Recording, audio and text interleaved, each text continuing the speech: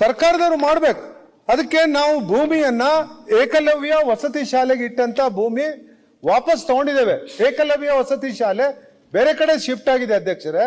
ಆ ಭೂಮಿ ಖಾಲಿ ಇರೋದ್ರಿಂದ 3 ವರ್ಷಗಳ ಹಿಂದೆ ಅದನ್ನ ಕಂದಾಯ ಇಲಾಖೆಗೆ ಹಸ್ತಾಂತರ ಮಾಡಿಸ್ಕೊಂಡು ಇಟ್ಕೊಂಡಿದ್ದೇವೆ. ಅದರ ಜೊತೆಗೆ ಅಲ್ಲೇ ಸಮೀಪದಲ್ಲಿ ಅಗ್ರಿಕಲ್ಚರ್ ಜಾಗನು ಖಾಲಿ ಬಿದ್ಕೊಂಡಿದೆ. ಯಾರ್ಯಾರೋ ನಿಮ್ಮ ಪ್ರಶ್ನೆ ಏನು? ಅಲ್ಲಿ ಸೂಪರ್ ಸ್ಪೆಷಾಲಿಟಿ ಆಸ್ಪತ್ರೆ ಆಗಬೇಕು. ಅವ್ರ ಉತ್ತರ ಏನಿದೆ ಅಂದ್ರೆ ಲ್ಯಾಂಡ್ ಇವತ್ತು ಶಿಫ್ಟ್ ಇದಾಗ್ಲಿ, ಟ್ರಾನ್ಸ್ಫರ್ ಅವ್ರಿಗೆ ಆಗ್ಲಿಲ್ಲ ಅಂತ ಹೇಳಿ ಅದೇನ್ ಮಾಡ್ಬೇಕು? ಟ್ರಾನ್ಸ್ಫರ್ ಮಾಡ್ಲಿಕ್ಕೆ ಹೇಳಿಬಿಡಿ. ಮಾನ್ಯ ಅಧ್ಯಕ್ಷರೇ, ಮಾನ್ಯ ಸದಸ್ಯರ ಪ್ರಶ್ನೆ ತಾವು ಗಮನಿಸಬಹುದು. ಅವ್ರೇನ್ ಕೇಳಿದ್ದಾರೆ, ಉತ್ತರ ಕನ್ನಡ ಜಿಲ್ಲೆ ಕುಮಟಾ ತಾಲೂಕಿನಲ್ಲಿ ಸೂಪರ್ ಸ್ಪೆಷಾಲಿಟಿ ಆಸ್ಪತ್ರೆ ನಿರ್ಮಾಣ ಮಾಡಲು ಕೈಗೊಂಡ ಕ್ರಮಗಳೇನು ಅಂತ ಅವ್ರು ಕೇಳಿದ್ದಾರೆ. ಅದಕ್ಕೆ ಈಗ ಸದ್ಯಕ್ಕೆ ಅವರ ಇನ್ನೊಂದು ಉಪ ಪ್ರಶ್ನೆ ಏನಿದೆ ಅಂದ್ರೆ, ಈ ಆಸ್ಪತ್ರೆ ನಿರ್ಮಾಣ ಅಗತ್ಯವಿರೋ ಭೂಮಿ ಲಭ್ಯವಿದೆಯೇ, ಸದರಿ ಭೂಮಿಯನ್ನು ಈ ಆಸ್ಪತ್ರೆ ನಿರ್ಮಾಣದ ಉದ್ದೇಶಕ್ಕೆ ಹಸ್ತಾಂತರಿಸಲಾಗಿದೆಯೇ ಅಂತೇಳಿ ಲೀಡಿಂಗ್ ಕ್ವಶನ್ ಕೇಳಿದ್ರಿಂದ ನಮಗೆ ಹಸ್ತಾಂತರವಾಗಿರೋದಿಲ್ಲ ಅಂತ ಉತ್ತರ ಕೊಟ್ಟಿದ್ದೀವಿ.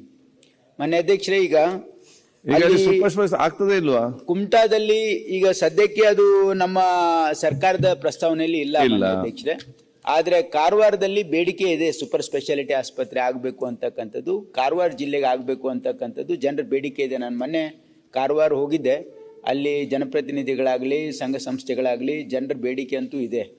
ಯಾಕಂದರೆ ಅದು ಮಂಗಳೂರಿಗೆ ಹೋಗಬೇಕಾದ್ರೆ ಸ್ವಲ್ಪ ದೂರ ಆಗುತ್ತೆ, ಈ ಸೈಡ್ ಇಲ್ಲಾಂದರೆ ಗೋವಾಗೆ ಹೋಗ್ತಕ್ಕಂಥ ಪರಿಸ್ಥಿತಿ ಇದೆ ಅಂತ ಹೇಳಿ ಈಗ ಮಾನ್ಯ ಸದಸ್ಯರು ಕೂಡ ಅಲ್ಲಿ ಹೇಳ್ತಾ ಇದ್ದಾರೆ ಜನಪ್ರತಿನಿಧಿಗಳು.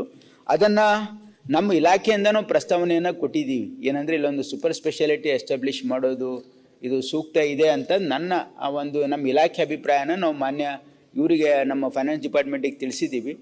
ಹಾಗಾಗಿ ಅದನ್ನ ನಾವು ಕೈಗೆತ್ತಿಕೊಳ್ಬೇಕು ಅಂತಕ್ಕಂಥ ಉದ್ದೇಶದಿಂದ ಹಾಗಾಗಿ ಈ ಬಜೆಟ್ ಅಲ್ಲಿ ನೀವು ಅದು ಪ್ರಪೋಸಲ್ ಕೊಟ್ಟಿದ್ದೀವಿ. ಬಟ್ ಅದು ನಾಳೆ ಅದು ಫೈನಾನ್ಸ್ ಡಿಪಾರ್ಟ್ಮೆಂಟ್ ಡಿಸಿಷನ್ ತಗೊಳ್ತಾರೆ.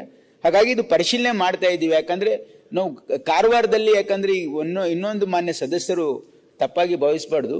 ಯಾಕಂದ್ರೆ ಒಂದು ಸೂಪರ್ ಸ್ಪೆಷಾಲಿಟಿ ಆಸ್ಪತ್ರೆ ಸ್ಟ್ಯಾಂಡ್ ಅಲೋನ್ ಆಗಿ ಫಂಕ್ಷನ್ ಮಾಡೋದು ಬಹಳ ಕಷ್ಟ.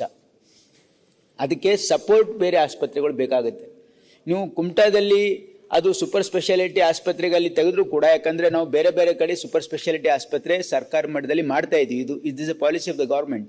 ಏನಂದ್ರೆ ನಾವು ಮೈಸೂರಲ್ಲಿ ಮಾಡಿದ್ದೀವಿ, ಕಲಬುರಗಿಯಲ್ಲಿ ಮಾಡಿದ್ದೀವಿ, ಮತ್ತೆ ಬೆಳಗಾಂ ಡಿವಿಷನ್ ಹೆಡ್ ಕ್ವಾರ್ಟರ್ಸ್ ಅಲ್ಲೂ ಮಾಡಬೇಕು. ಉದ್ದೇಶ ಯಾಕಂತಂದ್ರೆ ಇವತ್ತು ಸಾಮಾನ್ಯ ಜನರಿಗೆ, ಬಡವರಿಗೆ super speciality facility free of cost ಸಿಗಬೇಕು ಬಡವರಿಗೆ, ಇಲ್ಲಾಂದ್ರೆ ಅವರಿಗೆ ಅದು ಅಫೋರ್ಡ್ ಮಾಡೋಕ್ಕಾಗೋದಿಲ್ಲ ಅಂತಕ್ಕಂಥ ಒಂದು ಉದ್ದೇಶದಿಂದ ಮಾಡಿದ್ದೀವಿ. ಬೇರೆ ಬೇರೆ ಕಡೆನೂ ಸ್ಥಾಪನೆ ಮಾಡ್ತಾ ಇದ್ದೀವಿ. ಆದರೆ ಈಗ ಸದ್ಯಕ್ಕೆ ಅದು ಸ್ಟ್ಯಾಂಡ್ ಅಲೋನ್ ಆಗಿ ಫಂಕ್ಷನ್ ಮಾಡ್ಲಿಕ್ಕೆ ಸಾಧ್ಯ ಆಗೋದಿಲ್ಲ. ಮೆಡಿಕಲ್ ಕಾಲೇಜಿಗೆ ಅಟ್ಯಾಚ್ ಆಗಿ ಮಾಡಿದರೆ, ಯಾಕಂದರೆ ಅದಕ್ಕೆ ಸ್ಪೆಷಾಲಿಟಿ ಸಪೋರ್ಟು ಬೇಕಾಗ್ತದೆ. Stand alone super speciality hospital ಆಗೋದಿಲ್ಲ. ಆಮೇಲೆ ಡಾಕ್ಟರ್ ಸೂಪರ್ ಸ್ಪೆಷಲಿಸ್ಟು ತಾಲೂಕಾ ಮಟ್ಟದಲ್ಲಿ ಕೆಲಸ ಮಾಡೋಕ್ಕೆ ಬರೋದಿಲ್ಲ. ಯಾಕಂದರೆ ನಾವು ಕಾರವಾರದಲ್ಲಿನೇ 2 ಸರಿ ಕಾಲ್ ಮಾಡಿದ್ದೀವಿ. ಈಗ ನಾವು 6 ಪೋಸ್ಟ್ ಸ್ಯಾಂಕ್ಷನ್ ಇದೆ, 2 ಜನ ಬಂದಿದ್ದಾರೆ, ಅದರಲ್ಲಿ ಒಬ್ಬರು ಜಾಯ್ನು ಆಗಿಲ್ಲ. ಈ ಪರಿಸ್ಥಿತಿ ಇದೆ ಮಾನ್ಯ ಅಧ್ಯಕ್ಷರೇ. ಹಾಗಾಗಿ ನಾವು ಇದನ್ನು ಕಾರವಾರ ಜಿಲ್ಲೆಯಲ್ಲಿ ಮಾಡೋದಕ್ಕೆ ನಾವು ಪ್ರಯತ್ನ ಮಾಡ್ತಾ ಇದ್ದೀವಿ. ನಾವು ಫೈನಾನ್ಸ್ ಡಿಪಾರ್ಟ್ಮೆಂಟ್ ಜೊತೆ ಡಿಸ್ಕಸ್ ಮಾಡ್ತಾ ಇದ್ದೀವಿ. ಈ ಪ್ರಶ್ನೆ ಮಾನ್ಯ ಅಧ್ಯಕ್ಷರೇ, ನನಗೆ ಗೊತ್ತಿದ್ದಂತೆ ಕಳೆದ 3-4 ಸರಿ ಅವರೇ ದಿನಕರ್ ಶೆಟ್ಟರು ಪದೇ ಹೇಳಿದ್ದಾರೆ, ಉತ್ತರ ಕನ್ನಡ ಜಿಲ್ಲೆಗೆ ಒಂದು ಸೂಪರ್ ಸ್ಪೆಷಾಲಿಟಿ ಆಸ್ಪತ್ರೆ ಬೇಕು ಅಂತೇಳಿ ಆರೋಗ್ಯಕ್ಕೆ ಸಂಬಂಧಪಟ್ಟಂತೆ ಇಷ್ಟು ಕಳಕಳಿಯಾಗಿ ಇಲ್ಲಿ ಒತ್ತಾಯ ಆಗ್ತಾ ಇದ್ರು ಕೂಡ ನೀವು ಆರ್ಥಿಕ ಇಲಾಖೆ ಒಪ್ಪಿಲ್ಲ, ಅದಕ್ಕೆ ಇದನ್ನು ತೆಗೆದುಕೊಳ್ಳಿಕ್ಕೆ ಆಗಲ್ಲ ಅಂತ ಸಚಿವರು ಉತ್ತರ ಕೊಟ್ರೆ ಆ ಜಿಲ್ಲೆಯ ಜನ ಏನ್ ಮಾಡ್ಬೇಕು? ಅವರು ಮಣಿಪಾಲಿಗೆ ಬರ್ತಾ ಇರುವಂತದ್ದು ಆ ಜಿಲ್ಲೆಯ ಜನ ದೊಡ್ಡ ಸಮಸ್ಯೆ ಇದೆ, ನಿಮ್ಗೆ ಗೊತ್ತಿದೆ. ನೀವು ಲಾಸ್ಟ್ ಟೈಮ್ ಧ್ವನಿ ಎತ್ತಿದ್ರಿ.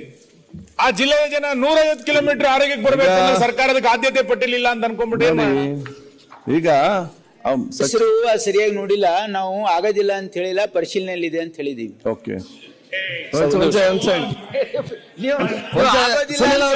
ಪರಿಶೀಲನೆ ಇದೆ ಅಂತ ಹೇಳೋದಕ್ಕೆ ನೀವು ಅರ್ಥ ಮಾಡ್ಕೋಬೇಕು. ಅಲ್ಲ, ವಿತ್ ಡ್ಯೂ ರೆಸ್ಪೆಕ್ಟ್ಸ್,